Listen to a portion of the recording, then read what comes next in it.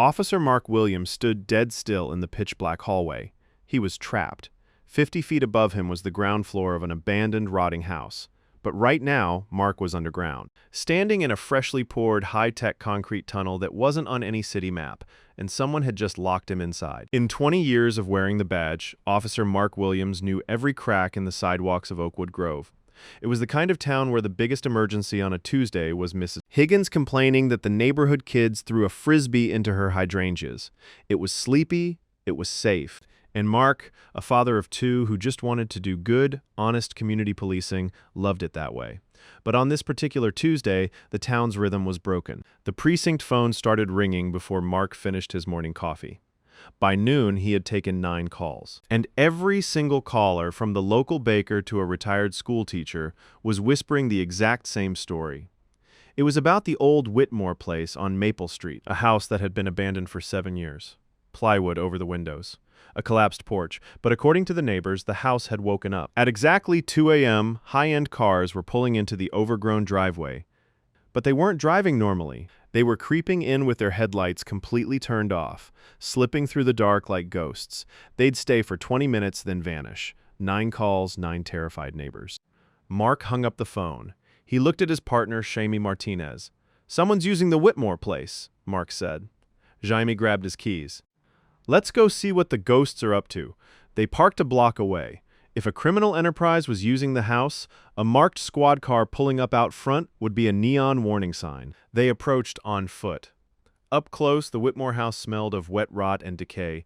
There was a rusted tricycle in the yard that looked like it hadn't moved since 1998. Mark tried the front door. "Rusted shut," he signaled to Jaime, "around back." The back door was different. There were no cobwebs here. And when Mark pressed his gloved hand against the wood, the door glided open in absolute dead silence. Someone had freshly oiled the hinges. Mark and Jaime exchanged a look.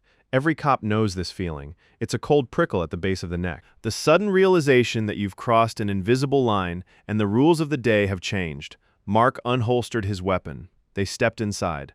The house was empty.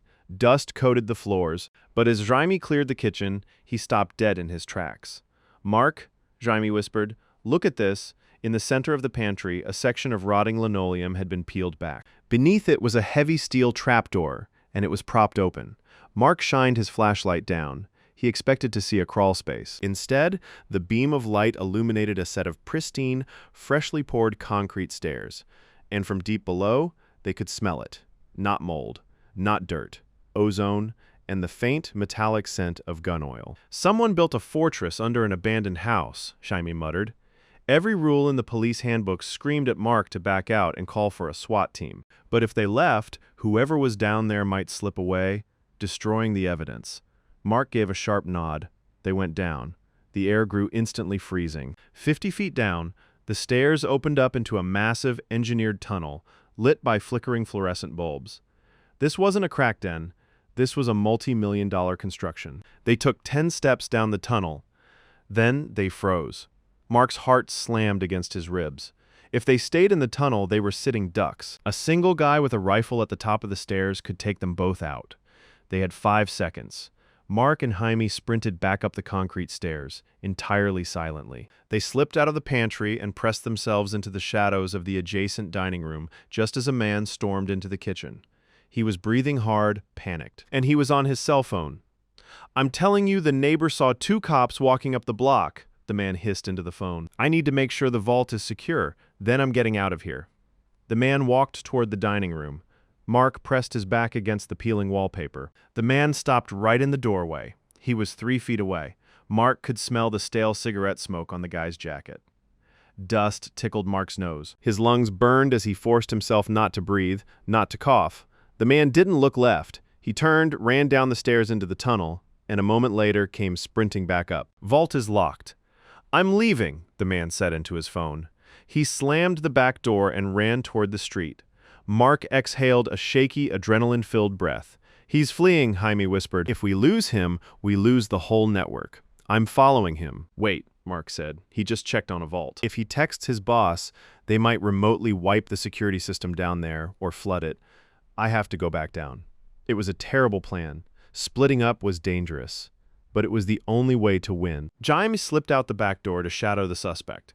Mark turned around, stared into the gaping black hole in the floor, and walked back down into the dark, alone. The tunnel felt 10 times longer without his partner. Mark walked for what felt like an eternity, his gun raised, sweeping the corners. At the end of the tunnel, he found it. A massive, steel-reinforced vault door. It looked like it belonged in a Federal Reserve, not under a rotting suburban house. Mark braced himself.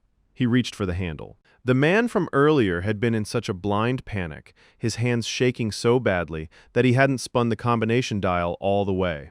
The heavy deadbolt hadn't fully clicked into place. Mark gripped the cold steel, planted his boots, and pulled. The door groaned open. Mark raised his flashlight, stepped inside, and stopped breathing. The room was the size of a 2-car garage. Floor-to-ceiling shelving lined the concrete walls. And sitting on those shelves were velvet trays, thousands of them. Diamonds, rubies, emeralds, gold watches, antique silver. As Mark's flashlight swept across the room, the light hit the gems, shattering into a million tiny rainbows against the dark walls. For 2 years, a highly organized crew of thieves had been terrorizing 3 different counties. They bypassed alarm systems, left no fingerprints, and the stolen jewelry simply vanished. Detectives thought the goods were being shipped overseas. They weren't. They were being smuggled in the dead of night, with headlights off, into a sleepy little town where nobody ever locked their doors. Mark grabbed his radio. "Dispatch. This is Officer Williams. Send everyone."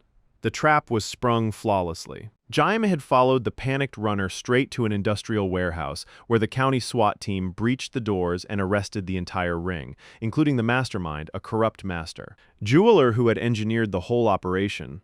But the real story, the part that didn't make the flashy evening news headlines, happened over the next 3 months. Every single item in that underground vault was cataloged and traced back to its rightful owner. An elderly man in the next town over, who had his wife's 60-year-old wedding band stolen just weeks after she passed away from cancer, received a knock on his door from Officer Mark Williams. When Mark placed the ring in the old man's trembling hands, the man collapsed into tears right on his front porch. A young mother got back the heirloom necklace she was supposed to give her daughter. Small business owners got their livelihoods back, all because of a town that paid attention. Mark Williams was promoted to senior detective. But if you ask him how he cracked the biggest case in state history, he refuses to take the credit. "It wasn't me," Mark says. "It was the people of Oakwood Grove. They knew their neighborhood. They noticed when something felt wrong, and they were brave enough to pick up the phone. We live in a world where it's so easy to put our heads down, stare at our screens, and ignore the things happening right outside our windows. But this story is a reminder. Your instincts matter. Your voice matters. And sometimes the most extraordinary mysteries are hiding right next door, waiting for someone to finally look." If you love stories where ordinary people stumble into the extraordinary, hit that subscribe button and turn on the bell. We upload gripping real-life mysteries just like this every single week. Stay safe, keep your eyes open, and we'll see you in the next video.